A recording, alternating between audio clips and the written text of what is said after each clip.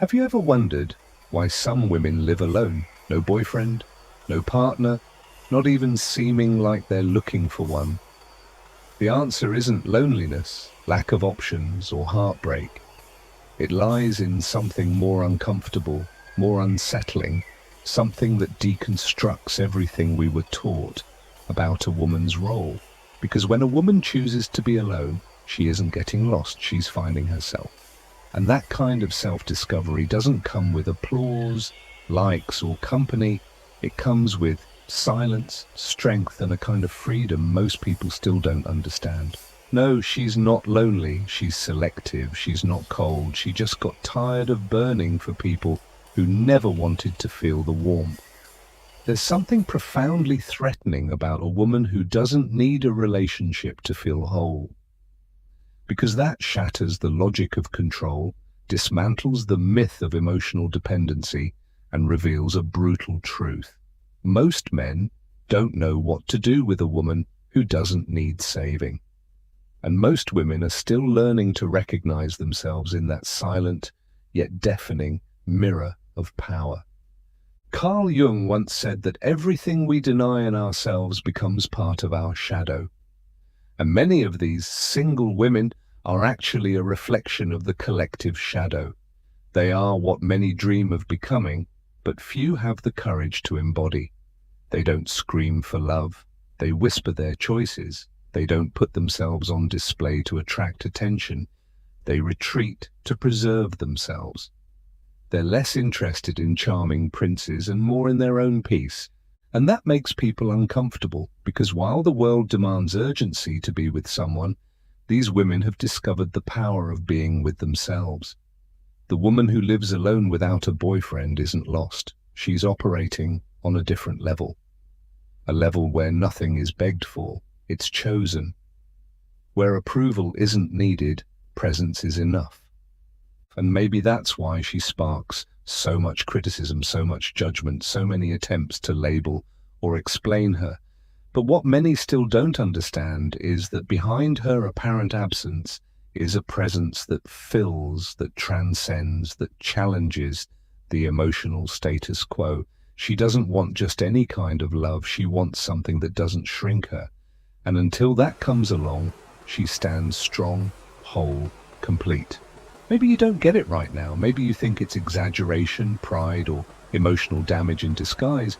But deep down, way deep down, there's a question inside you, a quiet one that pulses even when you try to ignore it. What if that silent path is actually the only one that leads to the most important kind of love? The one that starts with you. The silence that surrounds a woman who lives alone is not emptiness. It's a sanctuary. And those who don't understand the value of that space often call her cold, distant, or even arrogant.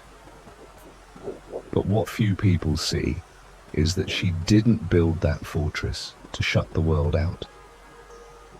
She built it to not lose herself.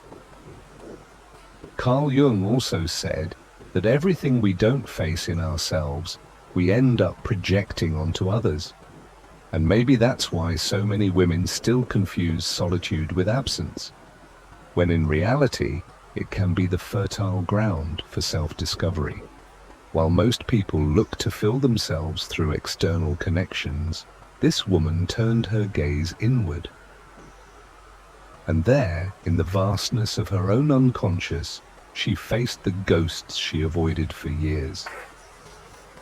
Childhood wounds, unspoken abandonments, attachments disguised as love. Her decision to be alone didn't come from an open wound, but from a scar that finally healed. She didn't stop believing in love, she just stopped accepting what others called love when it only made her feel smaller. This woman knows chaos. She's loved until she lost herself. She's given too much. She's begged for crumbs that never should have been offered in the first place. But at some point, she woke up. And that awakening wasn't sudden. It was a series of disappointments that stopped hurting and started teaching. What you see now isn't coldness, it's emotional maturity. And maturity is scary because it demands presence, depth, and truth. She doesn't want just any company, she wants reciprocity. She's no longer attracted to promises, but to real presence. So maybe that's why she seems unreachable to many. Because she doesn't want to be saved, she wants to be seen. And that takes more than charm or sweet words. It takes courage to dive into the depths where few dare to go. And that's where many give up, not because she's difficult, but because she's whole. And when a woman becomes whole, she awakens two extremes in the world: admiration and fear. Admiration from those who are also seeking that wholeness, fear from those who still live in halves, waiting for someone else to make them feel complete. She doesn't want to complete anyone. She wants to overflow alongside someone who has also found themselves. Until then, she remains alone, not by fate's whim, but out of loyalty to her own soul. This woman isn't hiding, she's protecting herself. There's a vast difference between isolating and preserving oneself, but the world doesn't easily accept a woman like this. A world that still preaches happily ever after, only exists in pairs, a world that distrusts those without a partner, as if that were a sign of failure. Carl Jung once said that where convention rules, there's little room for authenticity. And this woman doesn't live by convention, she lives by essence. She hears phrases like, "You're too picky," "You should be more open," "Nobody's perfect." And she smiles. A calm, steady, almost ironic smile, because she knows what many call picky is simply the bare minimum. The minimum it took her decades to realize she deserves.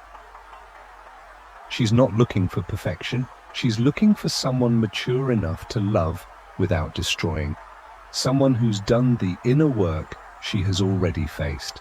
And let's be honest, that's not something you find on just any street corner. The discomfort she causes isn't in what she says, it's in what she represents. She's living proof that it's possible to be happy without depending on anyone else. And that tears masks off. Men who feed on female insecurity feel threatened. Women still trapped in the need for approval feel judged. But she isn't here to confront anyone. She's just being. And the authenticity of someone who has freed herself is by itself a brutal mirror to those still living in chains. This woman isn't in a hurry. She doesn't need to rush things to please anyone. She respects her own pace. And for that she stirs a silent fury in a society that wants everything now. She wants depth while the world chases distractions. She wants presence while the world offers only shallow availability. She longs for soul-level bonds while everyone else is trying to look interesting on the next Instagram story. And when she says no, it's not a game, it's truth. When she walks away, it's not drama, it's self-defense. When she chooses to stay home instead of going out with someone empty, it's not arrogance, it's clarity. And that clarity, earned through pain and surrender, is her greatest revolution. Because she doesn't live to please, she lives to be. And that simple act, being, is what makes her so dangerous to the system. Perhaps what unsettles people most about this woman isn't her solitude, it's the peace she's found within herself. Carl Jung taught that those who look outward dream, but those who look inward awaken. And it was precisely that inner journey that she took. It wasn't easy, it was a grueling process of stripping off masks, facing the ghosts of emotional dependency, and rebuilding herself piece by piece. She no longer defines herself through the eyes of others. She sees herself through her own eyes. And that changes everything. How many times have you wondered if being alone is failure or freedom? How many times have you felt the need to justify yourself for not having someone by your side? This woman has felt that too. She once thought there was something wrong with her for being alone in a world that idolizes couples even unhappy ones. But one day, she understood. It's better to be alone than to be invisible in a relationship. And that day, she made a pact with herself. Never again would she accept less than what she truly deserves. Her path is not a straight line. There are days of doubt, moments of nostalgia, nights of deep silence, but there's also a strength that grows with each decision made in awareness. She learned that true love doesn't cage, doesn't consume, doesn't manipulate. The love she wants is the kind that liberates, that adds, that supports without suffocating. And until that love arrives, she chooses to keep growing on her own, not out of pride, but out of integrity. This woman is the living embodiment of Jung's individuation. She shattered, faced her shadow, descended into the unconscious, and returned more whole than ever. And now that she recognizes herself, she refuses to be half of anything again. She doesn't want someone to complete her. She wants someone to share that awareness with. That's intimidating because it demands emotional responsibility. And sadly, few are willing to love responsibly. Most still love out of lack, out of possession, out of fear. And if she walks alone today, it's because every step echoes with learning. Every no she gives is an act of self-respect. Every absence she imposes is a reminder that love should never be begged for.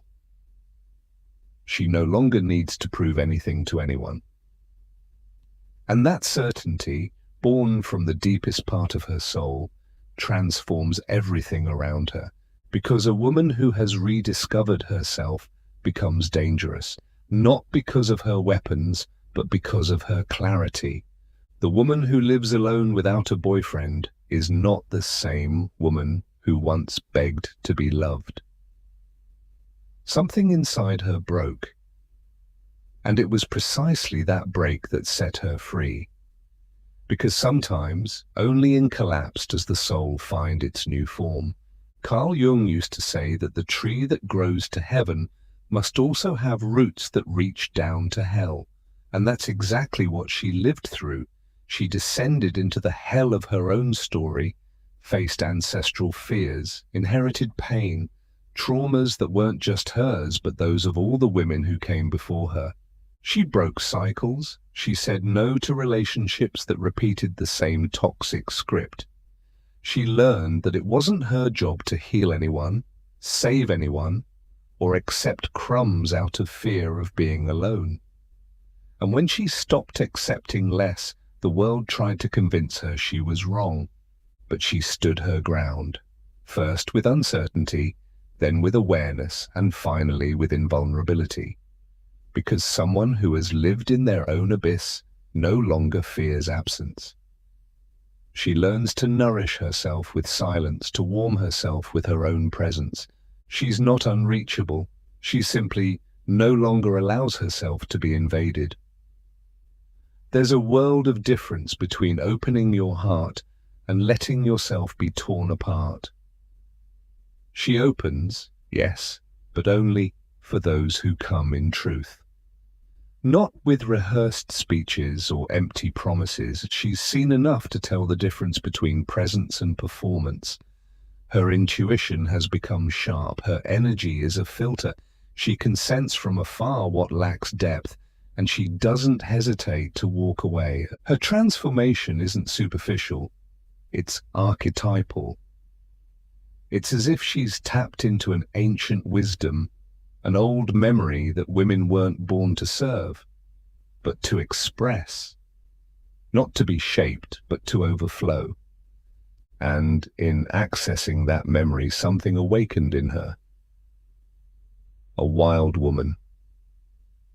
Intuitive. Emotionally sovereign. A woman who, though alone, is far from lost. She's in communion with something greater, with her own destiny. And no matter how much they try to reduce her with labels, cold, difficult, distant, nothing sticks, because she no longer lives to fit in, she lives to expand. She no longer fights for attention, she radiates presence. She's no longer waiting to be chosen, she does the choosing. And that reversal of logic confuses those who still try to control the feminine. But she's no longer there. She's already crossed the threshold. And on the other side, she discovered that the real relationship begins only after you've loved yourself enough to not need anyone. There's something sacred about the way she walks through the world. She doesn't need applause or public validation. Her confidence is quiet. And it's in that silence that her true strength lives. Carl Jung said that everything we face within eventually becomes our destiny. And perhaps that's why this woman, in choosing herself again and again, has become the author of a destiny that few can understand, but many secretly envy. She no longer tries to fill voids with promises or convince anyone that she deserves love. She doesn't beg for space in anyone's life because she's learned that presence should never be begged for. It should be invited. And when the invitation doesn't come from truth, she simply declines. She doesn't react with anger or bitterness. She steps away with the dignity of someone who's gotten lost too many times to let the same wound happen again. What few people understand is that this woman still longs for love. She still wants to be held, touched, chosen. But she wants it without losing herself. Because she's spent too long trying to squeeze into molds too small for the soul she carries. Now, she only offers herself where there's room to be whole. And that requires a level of maturity that goes far beyond romance. It requires awareness. It requires having faced one's own shadow and still choosing to love. She's not looking for fairy tales. She's looking for a soul alliance, a connection where there's no domination or submission, where both can grow beside each other without dimming their colors, silencing their pain, or shrinking their dreams. And if that seems too much for some, so be it. Because she'd rather wait than survive on emotional crumbs. And to many that sounds like arrogance, but it's really just self-love in its purest form. We are witnessing a new archetype of woman. A woman who has walked away from the superficial and dived into the depths. Who got tired of being merely desired and chose to be respected, who chose to be alone, not because she gave up on love, but because she began to understand that real love never demands self-denial. And when a woman understands that, her whole world begins to change. She doesn't need to raise her voice to be heard. Her presence speaks before any words. Wherever she goes, the energy shifts, like something in the room realigns subtly but unmistakably. This isn't mysticism, it's energy. It's the weight of someone who has already faced the most brutal inner wars and chose to return in peace. Not because she conquered all her fears, but because she learned to live with them without being defeated. Carl Jung would say she found wholeness not by eliminating opposites, but by integrating them. This woman doesn't reject love. She's simply learned not to submit to unbalanced relationships where one must dim so the other can shine. She longs to love, but in a love where her essence doesn't need to be edited.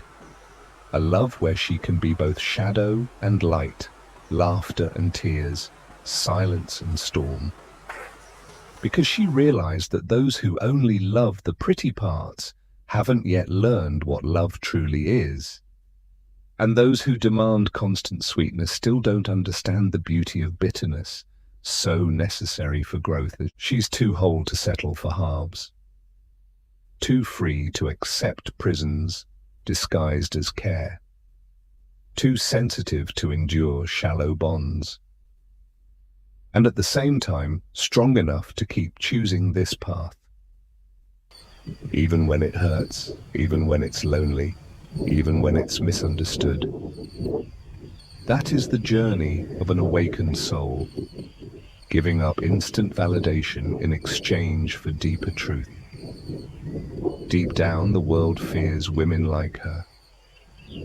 Women who don't need, women who don't bow, women who refuse to be molded because they challenge invisible structures, question old patterns, and break silent emotional contracts that once said a woman only has worth if she is with someone.